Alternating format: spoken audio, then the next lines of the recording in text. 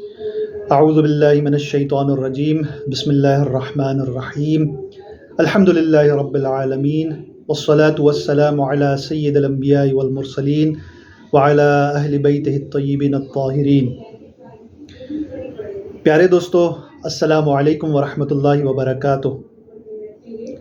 ماہ محرم الحرام کا آغاز ہو چکا ہے اور آپ سب لوگ یقیناً اپنے اپنے انداز میں نواسۂ رسول جگر گوشہ بطول کو اپنے اپنے انداز میں خراج تحسین پیش کر رہے ہوں گے۔ یہاں پر میں کچھ گزارشات آپ سے کرنا چاہوں گا کہ کس طرح سے مثالی عزاداری منائی جائے۔ یہ جو ماہ محرم الحرام ہے، یہ جب بھی آتا ہے تو اپنے ساتھ ان عظیم شہداء کی قربانیوں کو بھی، ان کی یاد کو بھی ساتھ لے آتا ہے، جن کو سن کر کلیجہ منہ کو آ جاتا ہے، جن کو سن کر ہر ذی شعور رونے پر مجبور ہو جاتا ہے۔ شاید ہی کوئی شقی و بدبخت ہوگا جو ان مصائب کو سنے اور گریہ نہ کرے۔ میرے پاس الفاظ نہیں ہے کہ میں کس طرح سے اس مصیبت کو بیان کروں۔ میں یہاں پر امام رضا علیہ السلام کی ایک روایت نقل کرنا چاہوں گا تاکہ یہ میں آپ کو بتا سکوں کہ اہل بیت علیہ السلام اس مہینے کے بارے میں کیا سوچتے تھے، کیا محسوسات تھے، کیا فیلنگز تھیں ان کی، کس طرح سے وہ پرسیو کرتے تھے۔ شاید میرے الفاظ اس طرح سے کفایت نہ کریں، لہٰذا امام رضا علیہ السلام کے اس روایت کے الفاظ پر آپ غور کیجئے گا۔ یہ روایت نقل ہوئی ہے امالی شیخ صدوق میں، اور اس کا جو راوی ہے جو اس کو نقل کر رہا ہے وہ ابراہیم بن نبی محمود ہیں، اور ان سے عبداللہ ابن عامر نے نقل کیا ہے، اور ان سے ان کے بھتیجے حسین ابن محمد ابن عامر نے اس کو نقل کیا ہے۔ یہ سب کے سب جلیل القدر اصحاب میں سے تھے اور ثقہ معتبر راوی ہیں۔ ان سے حسین ابن محمد ابن عامر سے شیخ صدوق نے جعفر ابن محمد ابن مسرور کے ذریعے نقل کیا، جو ان کے شیخ تھے، اور ان سے وہ کسب حدیث کرتے ہیں، اور جہاں جہاں ان کا ذکر آتا ہے شیخ صدوق ان کے لیے رحمت کی اور ترضی ان پر کرتے ہیں، جس کا یہ مطلب انڈیکیشن ہے کہ یہ راوی بھی معتبر ہے۔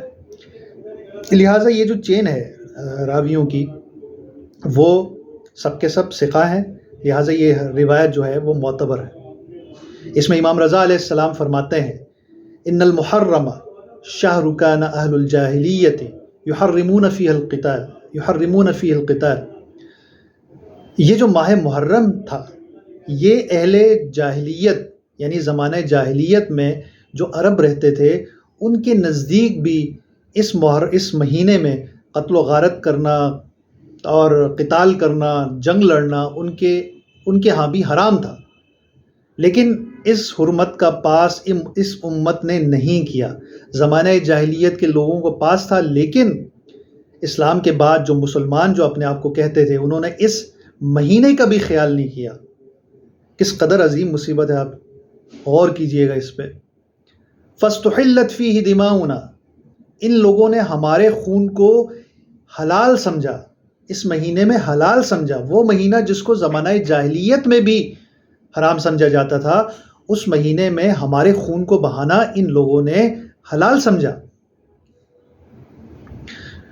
وَهُتِكَ فِيهِ حُرْمَتُنَا، اور ہماری حرمت کو اس میں پامال کیا گیا۔ وَسُبِيَ فِيهِ ذَرَارِيُّنَا وَنِسَاؤُنَا، اور ہماری اولاد، ہمارے بچوں کو، ہماری عورتوں کو اس مہینے میں قیدی بنا لیا گیا۔ وَأُضْرِمَتِ النِّيرَانُ فِي مَضَارِبِنَا، اور ہمارے خیموں کو جلا دیا گیا۔ وَأُنْتُهِبَ مَا فِيهَا مِنْ ثَقَلِنَا، اور ہمارا جس قدر مال و متاع تھا وہ سب غارت کر لیا گیا۔ وَلَمْ تُرْعَ لِرَسُولِ اللَّهِ حُرْمَةٌ فِي أَمْرِنَا، ہمارے معاملے میں رسول اللہ صلی اللہ علیہ وآلہ وسلم کی ان کی نسبت کا، ان کی حرمت کا بھی خیال نہیں کیا گیا، اس کی بھی کوئی رعایت نہیں کی گئی۔ کم سے کم اتنا تو لوگ خیال کر لیتے کہ یہ جن سے ہم لڑ رہے ہیں، پتہ بھی ہے کہ یہ اہل بیت علیہ السلام خانوادہ رسول ہیں، اور جن سے وہ لڑ رہے ہیں وہ نواسہ رسول ہیں، جن کو قتل و غارت کر رہے ہیں، جس کو شہید کر رہے ہیں، اور جن کی اولاد کو یہ قیدی بنا رہے ہیں، یہ سب خانوادہ رسول سے تعلق رکھتے ہیں، ان کی نسبت کا بھی خیال نہیں کیا گیا۔ ان یوم الحسین اقرح جفوننا، یہ جو حسین کا دن ہے اس نے ہمارے قلب کو غم و اندوہ سے بھر دیا ہے۔ وَأَسْبَلَ دُمُوعَنَا، اور ہماری اشکوں کو جاری کر دیا ہے۔ وَأَذَلَّ عَزِيزَنَا بِأَرْضِ كَرْبِ وَبَلَاء، اور ہمارے اہل بیت کے جو معززین تھے ان کی حرمت کو پامال کیا گیا، ان کی گستاخی کی گئی، ان کا خیال نہیں رکھا گیا۔ اور آگے چل کر فرماتے ہیں امام رضا علیہ السلام کہ ثم قال علیہ السلام كان ابی علیہ السلام اذا دخل شہر المحرم لا يرى ضاحكا، میرے والد یعنی امام رضا اپنے والد کے متعلق فرماتے ہیں کہ میرے والد امام موسیٰ کاظم علیہ السلام جب ماہ محرم آتا تھا تو ان کو کوئی بھی ہنستا ہوا نہیں دیکھ سکتا تھا، یعنی وہ ہنستے ہوئے نظر نہیں آتے تھے۔ غم و اندوہ کی کیفیت ہوتی تھی، حزن و ملال کی کیفیت ہوتی تھی، ایسے جس کا کوئی قریبی عزیز مر گیا ہو۔ کسی کے گھر پہ اگر ماں یا باپ کی فوتگی ہوتی ہے تو جس طرح سے اس کی کیفیت ہوتی ہے اس طرح سے امام موسیٰ کاظم علیہ السلام ہوا کرتے تھے۔ وَكَانَتِ الْكِآبَةُ تَغْلِبُ عَلَيْهِ، اور یہ جو غم و حزن اور یہ جو غمگین حالت ہوتی تھی وہ ان پر ہمیشہ طاری رہتی تھی اس ماہ محرم میں۔ حَتَّى يَمْضِيَ مِنْهُ 10 أَيَّامٍ، اور یہاں تک کہ اس ماہ میں اس مہینے کے 10 دن گزر جاتے تھے۔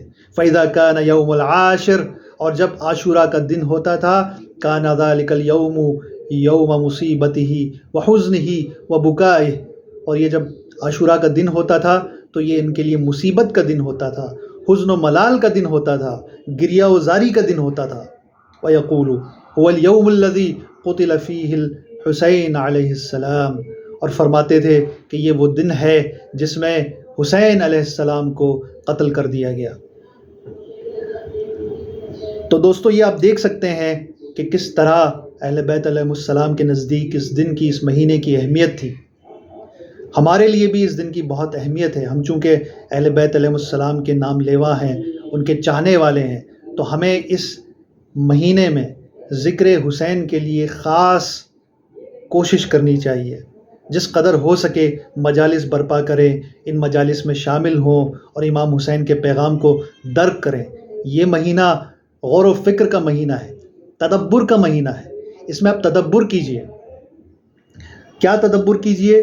آپ یہ تدبر کیجئے کہ امام حسین کا مقصد کیا تھا، ان کا ہدف کیا تھا، ان کا پیغام کیا تھا۔ ہم کس طرح سے امام حسین کی متابعت کر سکتے ہیں، کس طرح سے ہم ان کی پیروی کر سکتے ہیں۔ ہمیں خود اپنے اوپر غور کرنے کی ضرورت ہے۔ اس مہینے یہ ہمارے لیے سمجھ لیں کہ ایک احتساب کا مہینہ ہے۔ ہم یہ دیکھیں کہ ہمارے اندر کیا خامیاں ہیں، کیا کمیاں ہیں۔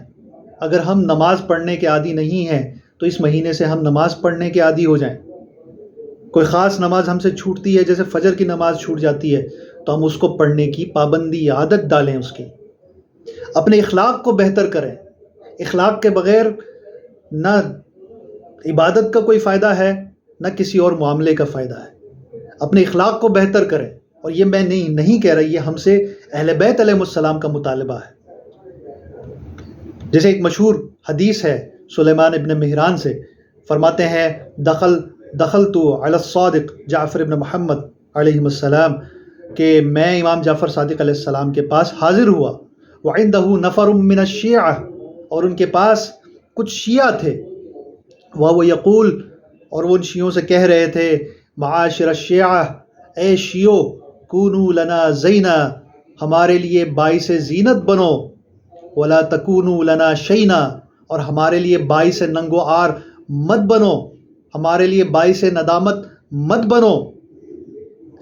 قولوا للناس حسنا، لوگوں سے اچھے طریقے سے بات کرو، اپنے اخلاق کو بہتر کرو۔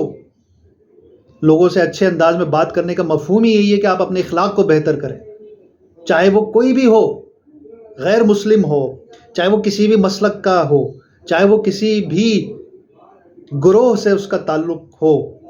آپ یہ نہ دیکھو کہ وہ کون ہے، اس کے ساتھ خوبصورت انداز میں بات کرو، اس کو بتاؤ کہ ہمارے شیعہ کس طرح سے لوگوں سے احسن برتاؤ کرتے ہیں۔ یہ درس ہے جو امام ائمہ علیہ السلام نے ہمیں دیا، اور یہاں پر امام جعفر صادق علیہ السلام ہمیں یہ درس دے رہے ہیں۔ اور پھر فرماتے ہیں وَاحْفَظُوا أَلْسِنَتَكُمْ، اپنی زبان کی حفاظت کرو، وَكُفُّوهَا عَنِ الْفُضُولِ وَقَبِيحِ الْقَوْلِ، اور اپنی اس زبان کو فضول، لغو اور بیہودہ باتوں کو جن کو سن کر کسی کی دل آزاری ہو، ان چیزوں سے اپنی زبان کو دور رکھو۔ دوستو، عموماً یہ جب روایت بتائی جاتی ہے تو صرف ایک حصہ بتایا جاتا ہے، کونوا لنا زینا ولا تکونوا لنا شینا، کہ ہمارے لیے باعث زینت بنو، باعث ننگو آر مت بنو۔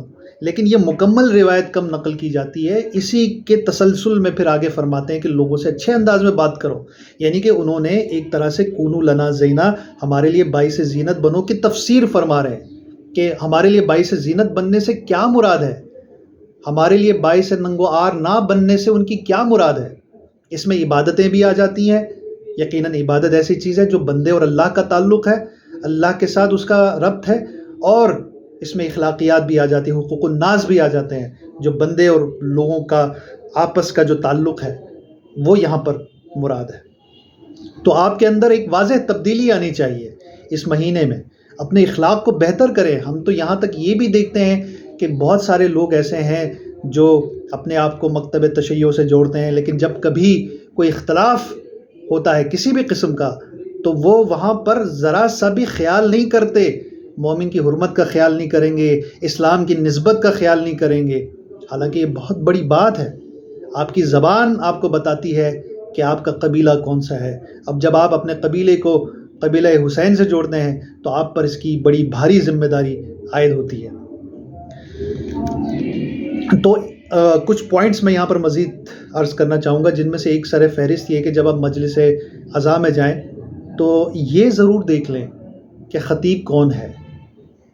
خطیب آیا اس چیز میں جس کا وہ ذکر کرتا ہے ممبر پر، آیا اس کے لیے اس کے پاس یہ صلاحیت ہے، آیا یہ صلاحیت ہے کہ وہ اس کو ڈیلیور کر سکے یا نہیں کر سکتا۔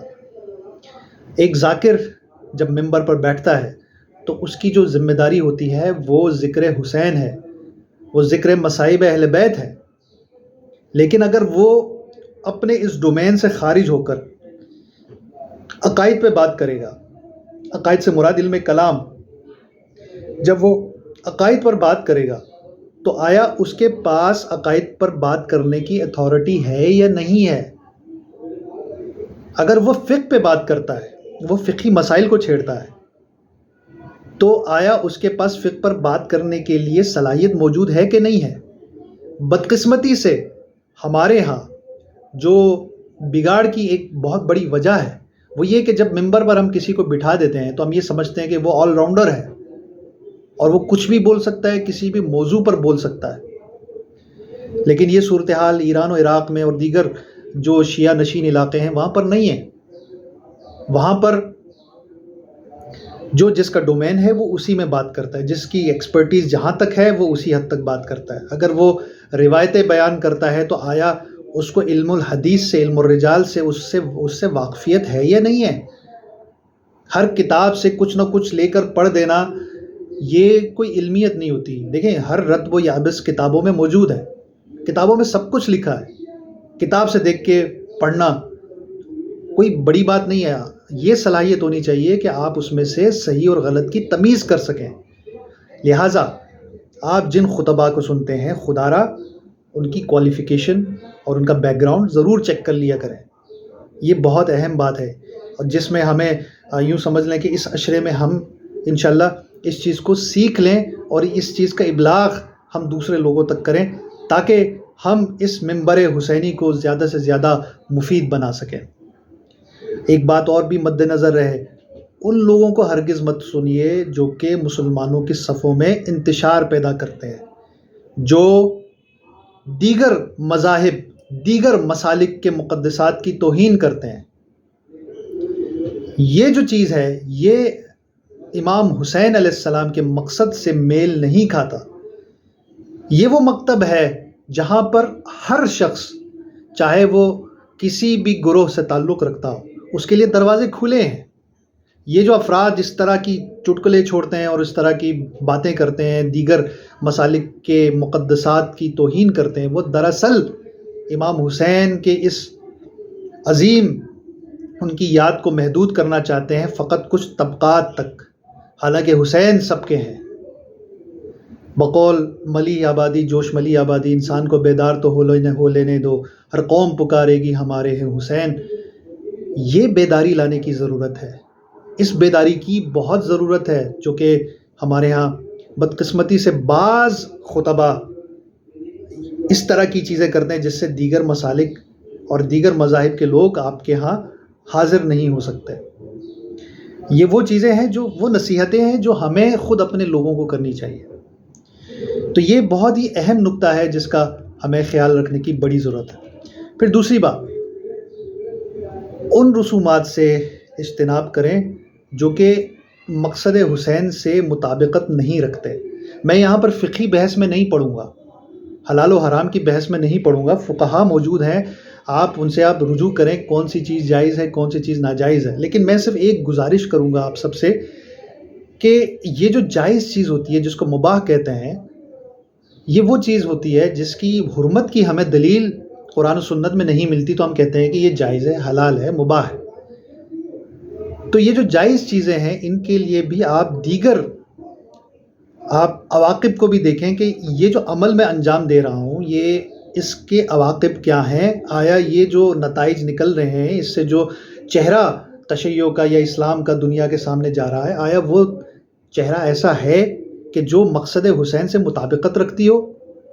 یہ بات ہمیں یاد رکھنے کی ضرورت ہے کہ اس وقت جو دنیا ہے بہت ڈیفرنٹ ہے، یہ پہلے کی طرح نہیں ہے۔ آج سے 100 سال پہلے آپ کسی کو فتویٰ دکھا دیں اس کے لیے ختم ہو جاتی تھی بات، مطلب وہ قبول کر لیتا تھا۔ یہ جو نئی دنیا ہے یہ دلائل کی دنیا ہے، اس میں وہ مکتب کامیاب ہے جو اپنے عقائد کو، رسومات کو اس طرح سے پیش کرے جو کہ عقلی اور منطقی ہو۔ اس طرح سے آپ اپنے افعال کو، اپنے رسومات کو انجام دیں گے جو غیر منطقی ہوگی تو لوگ رغبت نہیں کریں گے۔ یہ مکتب اللہ نہ کرے اتنا زبردست مکتب ہے ہمارا، اگر جو مکتب ان باتوں کی رعایت نہیں کرتا وہ جلد ختم ہو جائے گا۔ یہ آئندہ آنے والا وقت بڑا کٹھن ہے۔ تو آپ صرف یہ نہ دیکھیں کہ کیا فقط جائز ہے، یہ دیکھیں کہ یہ جو عمل انجام دیا جا رہا ہے اس کے عواقب کیا ہیں۔ دیکھیں انفرادی طور پر آپ کچھ بھی عمل کر رہے ہوں وہ آپ کا اور اللہ کا معاملہ ہے، لیکن جو چیزیں جن کا تعلق سوسائٹی سے ہے، جس کا تعلق اجتماعیت سے ہے، وہاں پر آپ کے اعمال من حیث القوم بہت اہم ہیں۔ آپ کا عمل بتاتا ہے کہ آپ کا جو مکتب ہے وہ کس قدر سٹرونگ ہے، کس قدر مضبوط ہے۔ اگر دیگر لوگوں کو اسلام کا ایک برا چہرہ جائے گا یا تشیع کا ایک برا چہرہ جائے گا تو وہ اس طرف مائل نہیں ہوں گے۔ تو اس بات کو مد نظر رکھنے کی بہت ضرورت ہے۔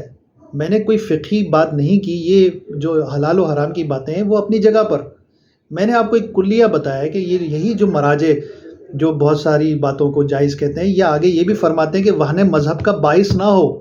وہن مذہب سے مراد یہی ہے کہ آپ کا وہ عمل جو آپ کے مکتب کی بدنمائی کا باعث نہ ہو۔ لہٰذا فقط حلال و حرام نہیں دیکھیں بلکہ آپ یہ دیکھیں کہ اس عمل کے عواقب کیا ہیں۔ یہاں میں آخری بات آپ سے یہ کرنا چاہوں گا کہ یہ جو مرثیے ہیں، نوحے ہیں، مجالس ہیں، ان کا ایک تقدس ہے، کیونکہ یہ ذکر حسین ہے، ذکر اہل بیت ہے، ان کا خاص خیال رکھیں۔ اور اس سلسلے میں مصائب میں معتبر مصائب سنیے، معتبر مصائب، اگر آپ خطیب ہیں تو معتبر مصائب پڑھیے، اور اگر آپ نوحے سنتے ہیں، آپ مرثیے سنتے ہیں تو اس کے تقدس کا خیال کیجیے۔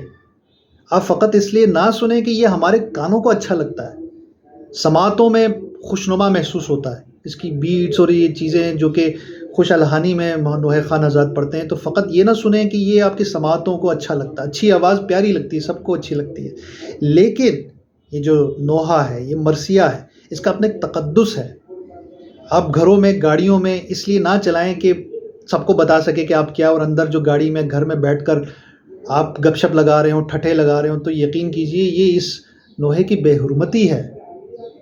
اس کا ایک خاص تقدس ہے جس کا خیال رکھنے کی بڑی ضرورت ہے۔ میں امید کرتا ہوں کہ میری یہ گزارشات آپ کو انشاءاللہ پسند آئیں گی اور ضرور اس پر آپ عمل کریں گے، اور میری تشویق کے لیے آپ میرا یوٹیوب چینل جو ہے اس کو سبسکرائب کریں۔ انشاءاللہ آپ سے وقتاً فوقتاً گفتگو ہوتی رہے گی۔